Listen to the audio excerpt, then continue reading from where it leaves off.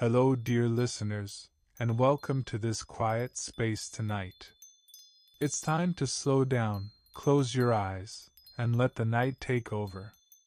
The cold outside makes the warmth around you feel even more comforting. Your thoughts are gently floating away, one by one. Listen softly, and let your imagination wander through the snow. Let me tell you a soft winter story. A story called The Snowman. On the edge of a quiet little village, where rooftops looked like frosted cakes and chimneys puffed out clouds of warm smoke, lived a small boy named Thomas.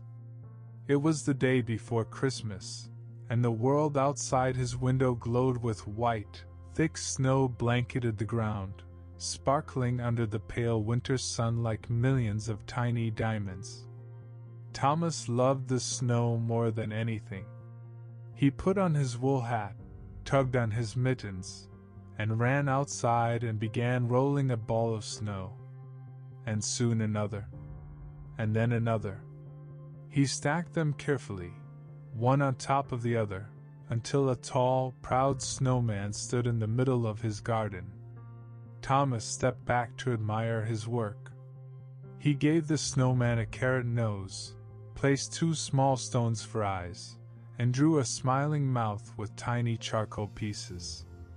Then he found an old scarf from the shed and wrapped it warmly around the snowman's neck.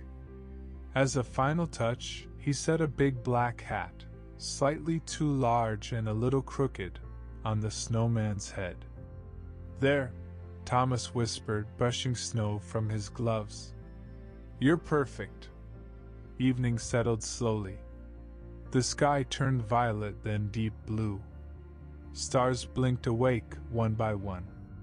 Thomas had dinner with his parents, hung his stocking by the fire, and finally, sleepily, climbed into bed. But he couldn't sleep. Every few minutes he got up and peeked out the frosted window at his snowman. He looked beautiful in the moonlight, tall, silent, glowing faintly beneath the silver sky. Thomas sighed and crawled back into bed. Midnight came. The village slept. Not a sound stirred. Not a bird, not a mouse, not even the wind. And then something wondrous happened. A soft shimmer fell across the garden, like moonlight suddenly becoming alive. The snowman's coal eyes glowed faintly, then blinked. His carrot nose twitched. His twiggy arms shivered lightly, as if waking from a long dream. With a gentle crunch of snow, the snowman moved. Inside the house, Thomas opened his eyes, not sure why, as if some whisper of magic had brushed his cheek. Curious, he stepped out of bed, tiptoed to the window, wiped the fog with his sleeve, and gasped. The snowman slowly raised a hand and waved. Thomas's heart nearly leapt from his chest. He ran downstairs, unlocked the door, and stepped into the cold night. The snowman bowed politely, his scarf fluttering in the soft breeze. Thomas reached out, nervously, excitedly, and touched the snowman's icy hand. It wasn't frightening. It wasn't cold either. It felt like touching a dream. Without a word, the snowman beckoned Thomas to follow him. And so, under the soft glow of moonlight, Thomas and the snowman walked into the silent winter world. They wandered through the garden, past the sleeping houses, into fields covered in untouched snow. The snow glittered under their feet, crunching softly with each step. Thomas giggled as the snowman tried to tiptoe, but tiptoeing with big snow feet is not easy, even for magical beings. They came to a frozen pond. The snowman stepped onto the ice and began to glide, clumsy at first, then surprisingly graceful, spinning slowly, arms wide. Thomas joined him, slipping and sliding, laughing into the quiet night. Their reflections twirled beneath them, silver shadows on crystal. When they grew tired, the snowman pointed toward the dark line of the forest. Together they walked into the woods where the snow lay deep and silent. Inside, the trees sparkled as frost spirits. Tiny glowing shapes like winter fireflies fluttered between the branches. The snowman bowed to them, and they bowed back, scattering glittering frost that shimmered like falling stars. Farther in the forest, they reached a clearing where hundreds of snowmen, tall, short, funny, crooked, elegant, all stood gathered under the moonlight.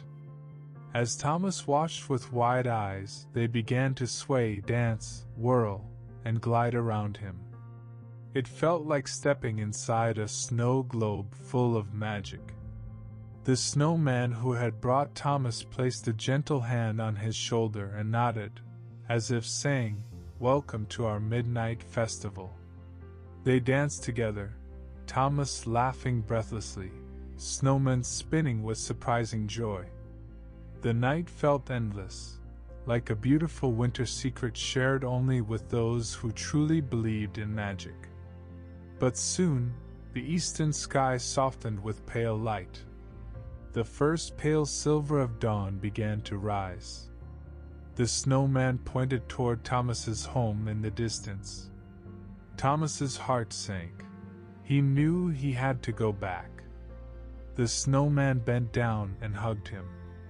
A real hug. Warm in the heart, even if cold to the touch. Thomas whispered, "Will I see you again?"